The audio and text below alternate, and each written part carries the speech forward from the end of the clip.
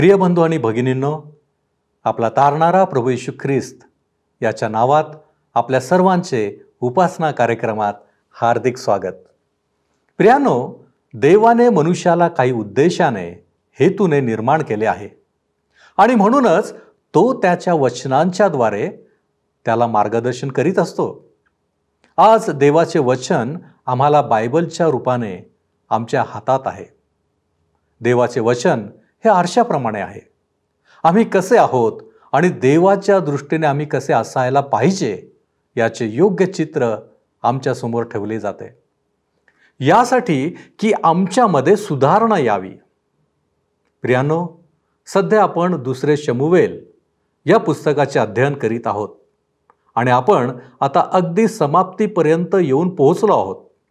आजच्या अध्ययनात आपण पाहू की दावीद पुन्हा चूक करतो आणि तो परमेश्वराकडे विनंती करतो. त्याची चूक कोणती होती? त्याला तो आपला मूर्खपणा आहे असे का वाटले, हे आपण पाहणार आहोत. तर मग चला प्रियानो, आपण आपल्या अध्ययनाची सुरुवात करूया. श्रोत्यानो, आपणाला माहीत आहे की आम्ही शमूएलाच्या दुसऱ्या पुस्तकाचं अध्ययन करीत आहोत आणि आज 23 आणि 24 अध्याय आम्ही अभ्यासणार आहोत. 23व्या अध्यायाची पहिली 7 वचने आम्ही पाहिलेली आहेत, ज्यामध्ये दाविदाने जे मुक्तिगीत गायले त्याविषयी आम्ही पाहिले. आता आम्ही दाविदाचे जे शूरवीर होते त्यांच्याविषयी पाहणार आहोत.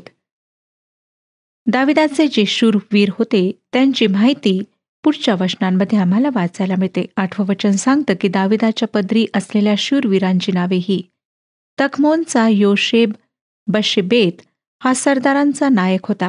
हाच अस्नी आदिनो याने भाला चालून एका प्रसंगी 800 मनुष्य मारले. श्रोत्यानो, ही माणसे जेव्हा दावीद रानावनात भटकत होता, बाहेर निघाला होता, तेव्हा त्याला येऊन मिळाले होते. ज्यावेळी दाविदाला शौलाने घालून दिले, हद्दपार केले, तेव्हा तो भटक्याप्रमाणे इकडे तिकडे भटकत होता. शौलापासून स्वतःचा बचाव करीत होता. डोंगराच्या कपारीत, गुहेत त्याला लपून राहावे लागत असे. ह्यावेळी जे लोक त्रासात होते ते त्याच्याकडे आलेत. शौलाकडून त्यांना छळ व त्रास सहन करावा लागला होता. त्यामुळे ते पळून जाऊन दाविदाकडे आले. दुसरे जे लोक आलेत ते भयंकर कर्जबाजारी झाले होते, ज्याची फेडवणूक ते करू शकत नव्हते. म्हणून ते पळून दाविदाकडे आले. जे गरजवंत होते आणि मनाने दुःखी व त्रासलेले होते ते सर्व लोक दाविदाकडे आलेत. अशाच प्रकारचे बरेच लोक येशू ख्रिस्ताकडे येतात. ते त्रासात आणि क्लेशात असतात. आम्हाला श्रोत्यांच्या पत्रांवरून कळतं की कित्येक असे आहेत जे एकेवेळी त्रासात होते, दुःखात होते, आजारी होते आणि त्यांना प्रभूने आपल्या जवळ घेतले. त्यांच्या जीवनातला अनुभव पत्राद्वारे ते आम्हाला कळवतात आणि आम्हाला कळतं की कशा प्रकारे परमेश्वराने त्या स्थितीमध्ये त्यांची मदत केली, त्यांना त्यातून त्यानेच सोडवले. श्रोत्यानो, जर आज आपण दुःखात आहात, त्रासात आहात, संकटात आहात, आजारी आहात, असंतुष्ट आहात, तर प्रभू येशू ख्रिस्त आपणाला आमंत्रित करीत आहे. तो आपली शांती आणि आनंद आपणाला देऊ इच्छितो. जे पुरुष दाविदाकडे आलेत ते बऱ्याच दृष्टिकोनातून फार वैशिष्ट्यपूर्ण लोक होते. त्यांनी साहसी वैशिष्ट्यांनी भरलेले असे कार्य केलेले होते. काहींविषयी आता आपण वाचणार आहोत. 23वा अध्याय 11 आणि 12 वचने सांगतात, त्याच्या खालोखाल आगे हरारी याचा पुत्र शम्मा हा होता. पलिष्ठांनी एकत्र होऊन एका मसुरीच्या शेतात सैन्यव्यूह रचिला, तेव्हा लोक पलिष्ठांसमोरून पळून गेले. त्या शेताच्या मध्यभागी उभे राहून शम्माने शेताचे रक्षण केले व त्या पलिष्ठांचा वध केला.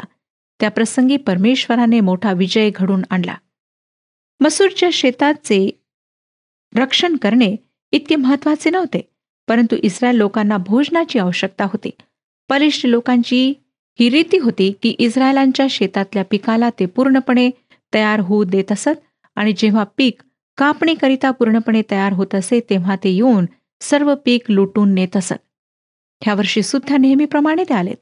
त्यांना पाहून सर्व पळून गेलेत. फक्त एकच व्यक्ती तेथे त्यांच्याशी लढण्याकरिता राहिली आणि त्या व्यक्तीचे नाव होते शम्मा. त्याने आपली तलवार काढली आणि शेताचे रक्षण केले. पलिष्ठी सैन्यांच्या विरोधात एक माणूस आणि परमेश्वर, ह्या प्रकारे त्यांना विजय मिळाला. 13 ते 15 वचने पहा काय सांगतात. 30 मुख्य सरदारातले 3 जण हंगामाच्या वेळी अदुल्लाम गुहेत दाविदाकडे आले. तेव्हा पेलिष्ठांचे सैन्य रेफाईम खोऱ्यात तळ देऊन होते. त्या प्रसंगी दावीद गडावर असून बेथलेमात पेलिष्ठांचे ठाणे बसले होते. दाविदास उत्कट इच्छा होऊन तो म्हणाला, बेथलेमाच्या वेशीजवळील विहिरीचे पाणी मला कोणी पाजील तर भरेल. दावीद बेथलेममध्ये लहानाचा मोठा झाला होता आणि त्या ठिकाणच्या विहिरीच्या गोड पाण्याची त्याला आठवण झाली. श्रोत्यानो, मी कल्पना करू शकते की दाविदाला कसे वाटले असणार.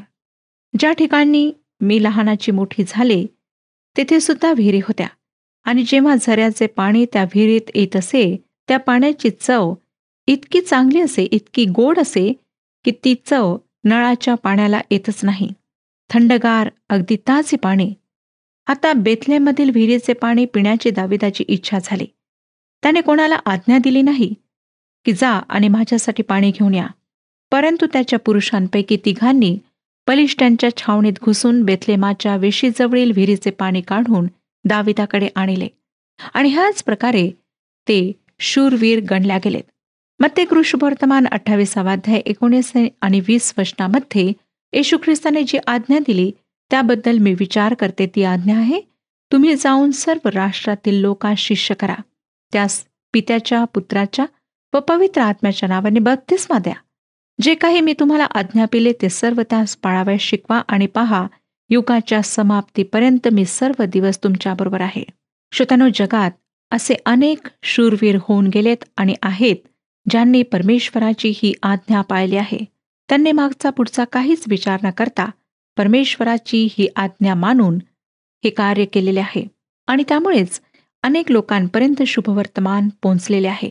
शत्रूंच्या छावणीत घुसून हा शुभ संदेश, सुसमाचार लोकांना त्यांनी सांगितलेला आहे. जुन्या प्रभूच्या सेवकांविषयी मी विचार करते, जसे पॉल, मार्टिन लुथर, ज्यांनी शत्रूंची पर्वा न करता आपल्या प्रभूच्या आज्ञेला मानले. त्यांच्या मागे अनेक प्रभूचे सेवक पुढे आलेत आणि शत्रूंच्या सीमांना लांघून त्यांनी परमेश्वराचे वचन लोकांना सांगितले आणि आज सुद्धा ते सांगत आहेत. आता आम्हाला अजून एक शूरवीर पाहावयास मिळतो. 20 ते 22 वचने सांगतात. 23 अध्याय 20 पासून 22 वचने. कबसेल येथला एक मनुष्य होता. त्याने पुष्कळ पराक्रम केले होते. त्याच्या यहोयादा नामक पुत्राचा बनाया म्हणून एक पुत्र होता. त्याने मवाबी अरिएल याच्या 2 पुत्रास ठार मारिले आणि बर्फाच्या दिवसात कुपात उतरून एका सिंहास ठार केले. त्याने एका धिप्पाड मिस्री पुरुषास ठार मारिले.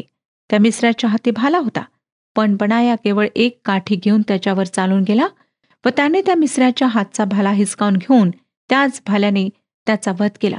असे करून यहोयादाचा पुत्र बनाया याने त्या 3 वीरांमध्ये नाव मिळविले. श्रोत्यानो, बनाया हा मला फार आवडतो. त्याने सिंहाला ठार केले आणि ही काही सोपी गोष्ट नव्हती. त्याने जेव्हा हे केले तेव्हा जमिनीवर बर्फ होता. मला असे बरेच लोक माहीत आहेत जे थोडासा पाऊस पडायला लागला की परमेश्वराची उपासना करण्याकरिता येत नाहीत.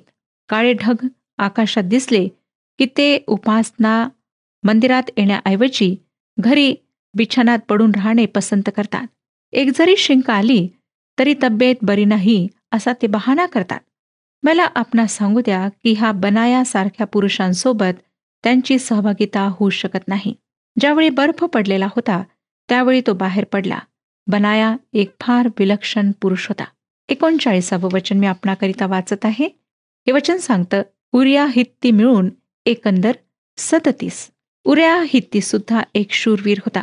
ह्यालाच दाविदाने युद्धात अगदी समोर पाठविले जेणेकरून तो मारला जावा. हा एक दाविदाच्या कीर्तीला लागलेला कलंक होता. परंतु श्रोत्यानो, जी बहादुरी, जे साहस उरिया हित्तीने दाखवले, जो प्रामाणिकपणा आम्हाला उरिया हित्तीच्या जीवनात पाहायला मिळतो, तो खरोखर वाखाणण्याजोगा आहे. आता आपण 24व्या अध्यायाकडे वळत आहोत. श्रोत्यानो, 24व्या अध्यायामध्ये इस्रायल आणि यहुदा राष्ट्रातील लोकांची दावीद शिरगणती करतो ह्याविषयी आम्हाला वाचायला मिळते. आणि हाच वृत्तांत इतिहासाचे पहिले पुस्तक 21वा अध्याय 1 ते 27 वचनांमध्ये सुद्धा आम्हाला वाचायला मिळतो. लोकांची मोजणी करण्याद्वारे दावीद अजून एक पाप करीत आहे. इतक्या अनुभवानंतर, परमेश्वराद्वारे इतक्यांदा ताडना मिळाल्यानंतर सुद्धा खरे पाहिले असता दाविदाचा विश्वास संख्येवर नाही परंतु परमेश्वरावर असायला हवा होता. परंतु तसे आम्हाला आढळत नाही. परमेश्वर त्याला पुन्हा ताडण्यात येतो, पण ह्यावेळी त्याला संधी देतो की त्याने 3 पैकी 1 शिक्षा स्वतःकरिता निवडावी. दावीद स्वतःला परमेश्वराच्या दयेवर, कृपेवर सोडून देतो. परमेश्वर मरी पाठवतो. दावीद अर्वना यबुसी ह्याचे खळे परमेश्वराची वेदी बांधण्याकरिता विकत घेतो. अर्वना ते खळे त्याला मोफत बक्षिसाच्या रूपात देण्यास तयार होतो, परंतु दावीद त्या गोष्टीला नकार देतो. ह्यावरून परमेश्वराविषयी त्याची जी भक्ती आणि तो किती समर्पित होता हे लक्षात येते. हीच ती जागा आहे श्रोत्यानो, ज्यावर नंतर शल्मोनाने परमेश्वराचे मंदिर बांधले. आणि पवित्र वचन आम्हाला सांगतं, हा आमचा पूर्ण विश्वास आहे की भविष्यात कधी ना कधी पुन्हा ह्याच ठिकाणी परमेश्वराचे मंदिर उभारण्यात येईल. आता असे बरेच लोक आहेत जे ह्या गोष्टीचा पाप म्हणून स्वीकार करीत नाहीत. मी ह्याला दाविदाच्या जीवनातले दुसरे पाप समजते. श्रोत्यानो, परमेश्वराच्या दृष्टिकोनातून हे पाप तितकेच वाईट होते जितके त्याच्या जीवनातील अन्य पाप वाईट होते. जेव्हा आपण व्यवस्थेचा एक भाग मोडण्याच्या बाबतीत अपराधी होतो, तेव्हा आम्ही सर्व बाबतीत अपराधी होतो. असं नाही की 9 आज्ञा पाळल्या आणि 1 जर तोडली तर चालेल. दाविदाच्या ह्या कृतीमुळे आम्हाला दिसतं श्रोत्यानो की त्याचा परमेश्वरावर कमी भरोसा होता, आणि ह्याचा हा पुरावा आहे.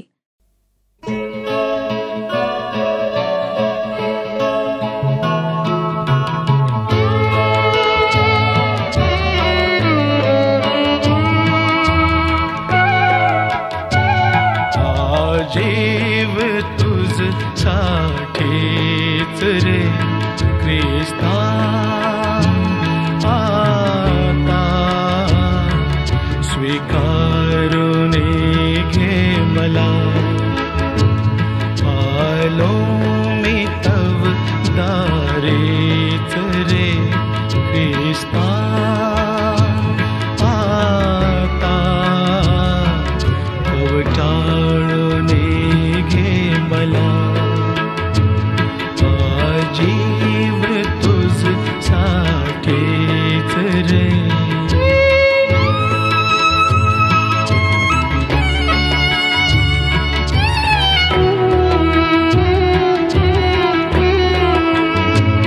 जगी नाही कोणी भेटला जीवलग सखा तुझ सारखा.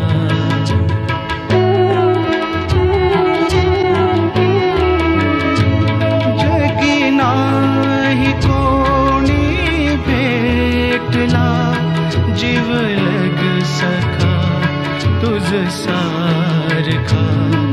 भारावणे मन जाई रे ख्रिस्ता, बघता निस्वार्थ तव प्रेमा. जीव तुझ साठीच रे.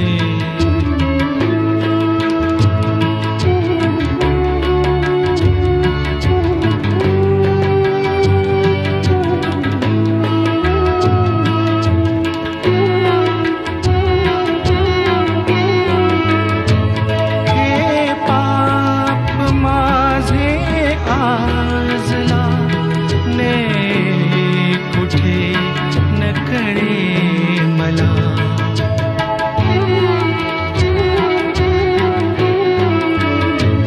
हे पाप माझे आजला. पहिली 2 वचने मी आपणाकरिता वाचत आहे. 24वा अध्याय, पहिली 2 वचने. परमेश्वराचा कोप इस्रायलावर पुनरुपी झाला आणि इस्रायल व यहुदा यांची गणती करण्याची प्रेरणा देवाने त्यांच्या विरुद्ध दाविदास केली. त्यावेळी राजाबरोबर सेनापती यवाब होता. त्यास त्याने सांगितले की दानापासून बेरशेबापर्यंतच्या सर्व इस्रायल वंशामध्ये फिरून तुम्ही लोकांची मोजदाद करा, म्हणजे त्यांची संख्या मला कळेल. ह्या ठिकाणी आम्हाला आढळतं की दाविदाला वाटले की ज्या काही योजना, विचार, इच्छा त्याच्या मनात येतात त्या सर्व परमेश्वराद्वारे मंजूर झालेल्या असतात. त्याचा अंधविश्वास, त्याचा अविश्वासूपणा आणि शरीरावर, स्वतःवर असलेला आत्मविश्वास ह्या गणनेमध्ये सम्मिलित असलेला दिसतो. हा दाविदाला जे विजय प्राप्त झाले होते त्यामुळे त्याला जो गर्व झाला होता मी नीतिमान आहे, मी चांगला आहे, ही त्याची जी धारणा होती, त्यामुळे अशी चूक करण्याकरिता तो पुढे सरसावला. नीतिसूत्रे 16 अध्याय 18 वचन आम्हाला सांगतं की गर्व झाला की नाश ठेवलेलाच, मनाचा ताठा अधपाताचे मूळ होय. इस्रायल राष्ट्राची वाढती शक्ती आणि ख्याती जी दाविदाच्या नेतृत्वाखाली होत होती, त्यामुळे इस्रायल राष्ट्राला गैरवाजवी हक्क सांगणे, आत्मविश्वास आणि स्वतःच्या शक्तीवर घमंड करणे ह्या गोष्टी फार अधिक प्रमाणात आल्या होत्या. त्यांना वाटले की त्यांचे राष्ट्र हे एक फार शक्तिशाली, सामर्थी आणि दुसऱ्या राष्ट्रांहून अधिक चांगले आहे. नीतिसूत्रे 8 अध्याय 13 वचन सांगतं, गर्व, अभिमान, कुमार्ग व उद्दामपणाची वाणी यांचा मी द्वेष करतो. परमेश्वर ह्या सर्व गोष्टींचा तिरस्कार करतो. ज्या गोष्टींचा परमेश्वराला द्वेष आहे, वीट आहे, त्या सर्व गोष्टी राजापासून रस्त्यावर चालणाऱ्या माणसांमध्ये होत्या. दावीद आपल्या सर्व शत्रूंना हरविण्यामध्ये यशस्वी झाला होता. त्यामुळे राष्ट्र सामर्थ्य बनले, क्षेत्रामध्ये सुद्धा विस्तार झाला, ख्याती पसरली. पलिष्ठांना पूर्णपणे त्यांनी दाबून टाकले. आदोमी, मोआब हे सर्व त्याच्या ताब्यात आले होते. इतिहासाचे पहिले पुस्तक 14 अध्याय आणि 17 वचन सांगतं की दाविदाची कीर्ती देशोदेशी पसरली. परमेश्वराने सर्व राष्ट्रांवर त्याचा धाक बसविला. श्रोत्यांनो, सुरुवातीला परमेश्वराने दाविदाला सांगितले होते की तू लोकांची मोजणी कर. दाविदाला उत्साहित करण्यासाठी आणि मजबूत करण्यासाठी असे करण्यास परमेश्वराने सांगितले. परमेश्वराची इच्छा होती की दाविदाला हे माहीत व्हावे की त्याच्या पाठीशी एक मोठे शक्तिशाली सैन्य आहे. श्रोत्यांनो, विश्वास अंधारात उडी घेणे नाही, तो जुवा नाही. विश्वास आशा तर वाटते हे पण नाही, परंतु विश्वास एक निश्चित गोष्ट असते. परमेश्वराने आपणास त्या गोष्टींवर विश्वास करण्यास नाही सांगितले ज्या खऱ्या नाहीत, वास्तविक नाहीत, सत्य नाहीत. विश्वास खडकावर स्थिर होतो, जो एक निश्चित पायवा आहे. येशू ख्रिस्त तो पायवा आहे. म्हणून विश्वास अंतराळात फक्त झेप घेणे नाही. आमच्या जीवनात असे बरेचसे प्रसंग येतात. श्रोत्यांनो, आमच्या जीवनात अशा बऱ्याच घटना होतात जेव्हा आम्हाला विश्वासाच्या आधारे जिवंत राहावे लागते, कार्य करावे लागते आणि हे समजून घ्यावे लागते की आमचे स्वप्रयत्न आणि आमची शक्ती ह्यावर आधारित राहून आम्ही काहीच करू शकत नाही. परंतु दुःखाची गोष्ट म्हणजे आजच्या आमच्या समाजात आमचे लोक परमेश्वरावर विश्वास ठेवून, भरोसा ठेवून राहण्यास शिकत नाहीत. परिणामस्वरूप आमच्या मंडळांच्या सभांमध्ये आध्यात्मिक विजयाचा उल्लेख होत नाही. आमच्या जीवनामध्ये सुद्धा हीच गोष्ट आहे. आज आम्ही विजयी ख्रिस्ती जीवन जगत नाही, ह्याचे कारण की आम्ही परमेश्वरावर पूर्ण भरोसा ठेवून जगत नाही. 3 वचन आपण वाचूया. 3 वचन सांगतं, योवाब राजास म्हणाला, आपले लोक कितीही असोत, आपला देव परमेश्वर त्यास शतगुणित करो आणि माझे स्वामी राजे आपल्या डोळ्यांनी ते पाहोत. पण माझ्या स्वामी राजास ही हौस का वाटावी? योवाबच्या वाक्यावरून आम्ही हे समजू शकतो की दाविदाच्या लोकांना त्याची ही योजना आवडली नाही आणि योवाबाने राजाला विनंती केली, माझ्या स्वामी राजास ही हौस का वाटावी? श्रोत्यांनो, ह्या बुद्धिमानीच्या सल्ल्याला झुगारणे आम्हाला क्रोधाने भरलेल्या मोशेची आठवण करून देत आहे, ज्याने परमेश्वराची आज्ञा न मानता खडकावर 2दा लाठी मारली.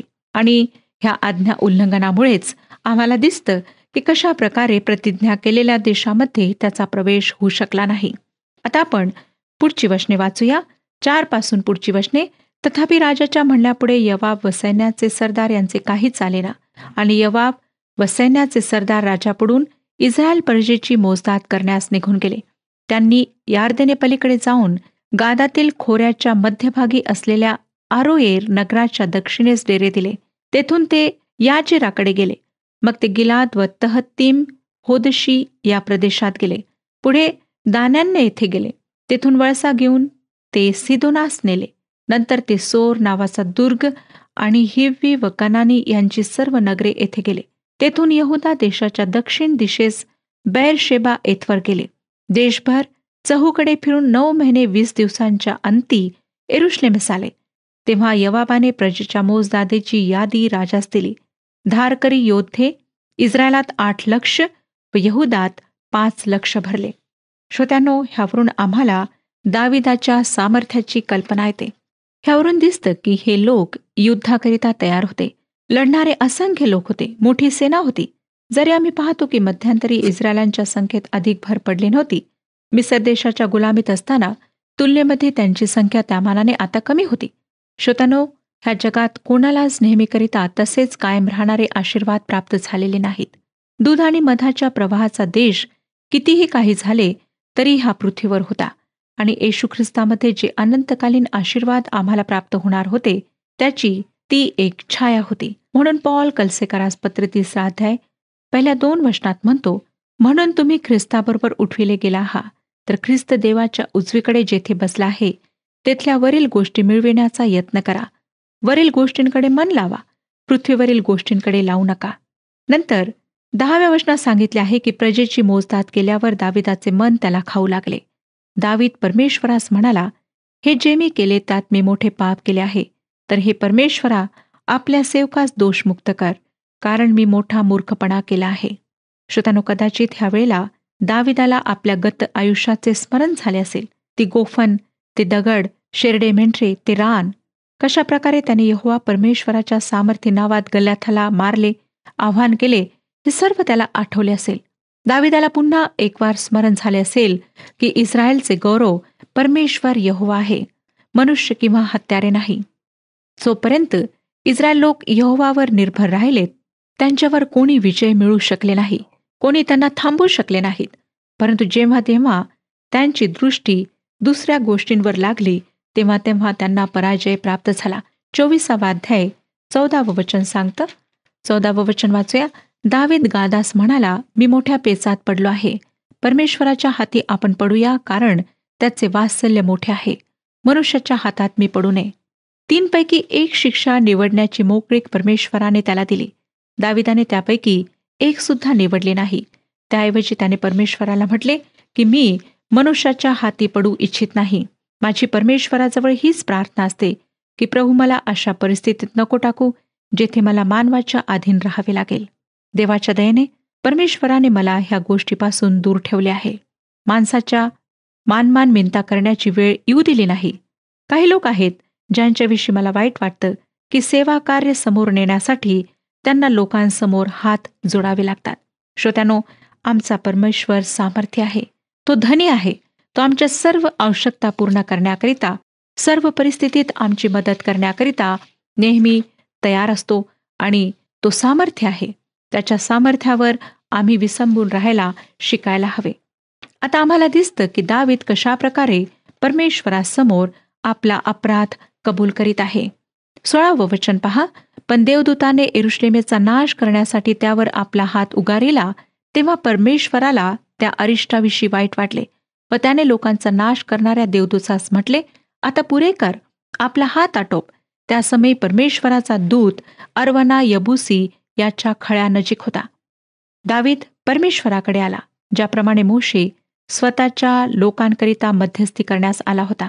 त्याने सर्व दोष स्वतःवर घेतला, सर्व पाप स्वतःवर घेतले आणि ज्याप्रमाणे येशू ख्रिस्ताने संपूर्ण मानवजातीचे पाप स्वतःच्या शरीरावर घेतले त्याप्रमाणे त्याने दोष घेतलेत आणि त्याने परमेश्वराला 17व्या वचनात सांगितले, लोकांचा नाश करणारा देवदूत दाविदाच्या दृष्टीस पडला तेव्हा त्याने परमेश्वरास म्हटले, पहा मी पाप केले, मी दुमार्गानेही चाललो, पण या मेंढरांनी काय केले? तुझा हात माझ्यावर व माझ्या पितृकुळावर पडावा. श्रोत्यानो, अशा प्रकारे दावीद परमेश्वराजवळ विनंती करीत आहे.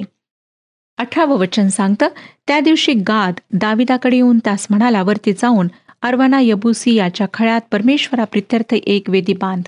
आता ह्या ठिकाणी लक्षात घ्या की अर्वना यबुसी आहे, इस्रायली नाही. नंतर 19 ते 21 वचने आम्हाला सांगतात, तेव्हा परमेश्वराच्या आज्ञेप्रमाणे गादाने सांगितले ते मान्य करून दावीद वरती गेला. तेव्हा अर्वना खाली नजर करून पाहतो तो दावीद आपल्या सेवकांसह आपल्याकडे येत आहे असे त्याच्या दृष्टीस पडले आणि त्याने बाहेर येऊन राजापुढे भूमीपर्यंत लवून प्रणाम केला. अर्वना म्हणाला, माझ्या स्वामी राजाचे आपल्या दासाकडे येणे का झाले आहे? दावीद म्हणाला, तुझ्यापासून हे खळे विकत घेण्यास मी आलो आहे. लोकांवरली ही मरी दूर व्हावी म्हणून येथे परमेश्वराप्रित्यर्थ मला एक वेदी बांधावयाची आहे. श्रोत्यानो, तो आपल्या पापाकरिता प्रायश्चित करीत आहे आणि आम्हाला दिसतं की कशा प्रकारे परमेश्वर त्याचे प्रायश्चित मान्य करतो. दावीद अर्वनास म्हणतो की मी दाम देऊनच तुझ्यापासून हे सगळं काही घेईन. 25व्या वचनात सांगितलेलं आहे की दाविदाने तेथे परमेश्वराप्रित्यर्थ वेदी बांधून होमबली व शांतरपणे अर्पिली. या प्रकारे देशासाठी विणवणी केली ती परमेश्वराने मान्य केली आणि इस्रायल लोकांपासून त्या मरीचे निवारण झाले. श्रोत्यानो, आज आम्हाला सुद्धा दाविदाप्रमाणे स्वभाव ठेवायचा आहे. स्वतःच्या अपराधांना मान्य करून परमेश्वराजवळ त्याकरिता पश्चाताप करून जायचे आहे, क्षमा मागायची आहे. तेव्हाच परमेश्वर आमच्या सर्व पापांची क्षमा करून आम्हाला सुटका देईल. परमेश्वर आपणा सर्वांस आशीर्वाद देव. हा कार्यक्रम आपणास आवडला काय? आता आम्हाला एक मिस कॉल करा आणि आपण पुढील विजेता होऊ शकता.